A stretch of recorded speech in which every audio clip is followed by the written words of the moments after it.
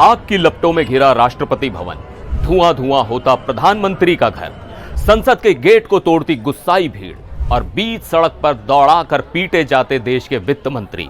ये किसी फिल्म का सीन नहीं बल्कि हमारे पड़ोसी देश नेपाल की हकीकत है। प्रधानमंत्री ने इस्तीफा दे दिया है, सेना सड़कों पर है, एयरपोर्ट बंद है, पूरा देश जल रहा है। आखिर नेपाल में ऐसा क्या हुआ कि वहां गृह युद्ध जैसे हालात बन गए? किसने की ये बगावत और अब आगे क्या होगा? चलिए जानते हैं पूरी कहानी। नमस्कार, मैं हूं सिद्धार्थ प्रकाश। आज हम बात कर रहे हैं नेपाल की, जहां हालात बेहद तनावपूर्ण हो गए हैं। तस्वीरें जो सामने आ रही हैं वो डराने वाली हैं। एक तरफ जेन ज़ी यानी युवाओं की फौज है तो दूसरी तरफ सरकार और सेना। यह लड़ाई अब सिर्फ सोशल मीडिया बैन की नहीं रही बल्कि इसने एक खतरनाक और हिंसक रूप ले लिया है। तो चलिए समझते हैं कि यह सब कैसे शुरू हुआ और आज नेपाल इस मुहाने पर क्यों खड़ा है। सोमवार से शुरू हुआ विरोध और मंगलवार को प्रदर्शनकारियों का गुस्सा 7वें आसमान पर पहुंच गया। हजारों की संख्या में प्रदर्शनकारी काठमांडू की सड़कों पर उतरे और उन्होंने सीधा धावा बोल दिया सिंह दरबार पर। सिंह दरबार नेपाल का पावर सेंटर है। यहीं प्रधानमंत्री का ऑफिस है, संसद है और देश के सारे बड़े मंत्रालय हैं। प्रदर्शनकारियों ने इस पूरे सरकारी परिसर पर ही कब्जा कर लिया। वहां जमकर तोड़फोड़ की, आगजनी की और रिपोर्ट्स के मुताबिक सुरक्षा कर्मियों से हथियार भी लूट लिए। लेकिन ये गुस्सा सिर्फ सरकारी इमारतों पर नहीं रुका।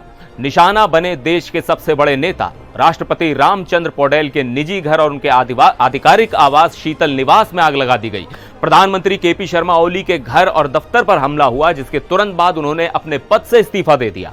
और तो और प्रदर्शनकारियों ने सुप्रीम कोर्ट तक को आग के हवाले कर दिया। और सबसे चौंकाने वाली तस्वीर आई वित्त मंत्री विष्णु प्रसाद पौडेल की, जिन्हें प्रदर्शनकारियों ने काठमांडू की सड़क पर दौड़ा दौड़ा कर पीटा। इसका वीडियो वायरल हो गया। और सिर्फ यही नहीं, पूर्व प्रधानमंत्रियों शेर बहादुर देउबा और पुष्प कमल दहल प्रचंड के घरों को भी आग के हवाले कर दिया गया।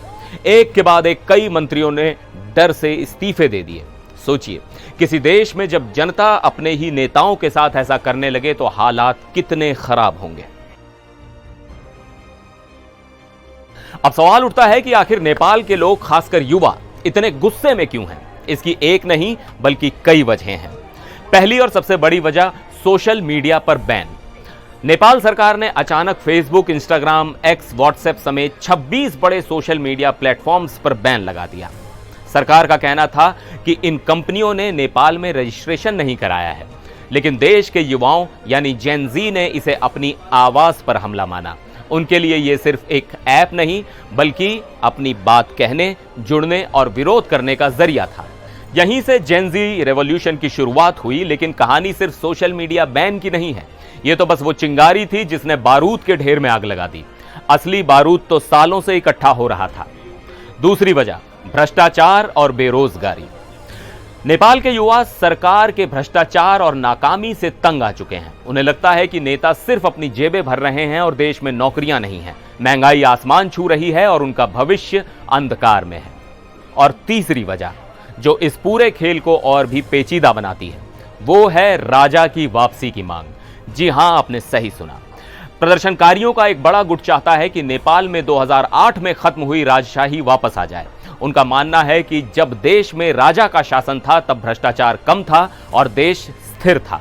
ये लोग पूर्व राजा ज्ञानेंद्र शाह को वापस गद्दी पर बैठाना चाहते हैं और नेपाल को फिर से एक हिंदू राष्ट्र बनाना चाहते हैं। ये मांग भी अब जोर पकड़ चुकी है।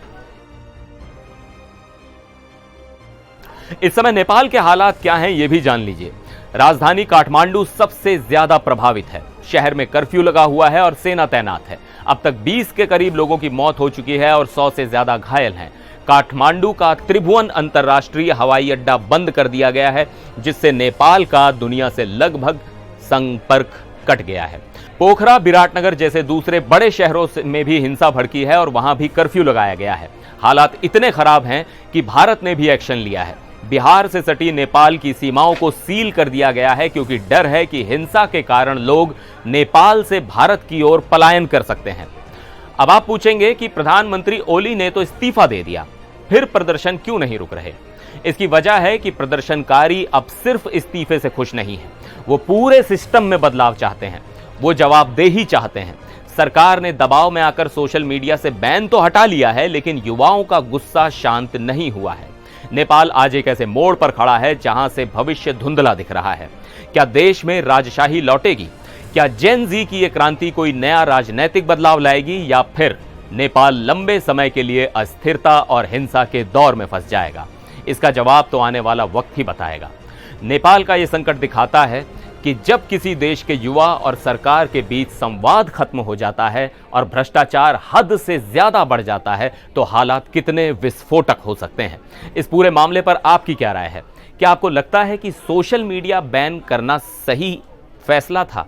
और क्या राजशाही की वापसी नेपाल की समस्याओं का हल कर सकती है? अपनी राय हमें नीचे कमेंट्स में जरूर बताइएगा।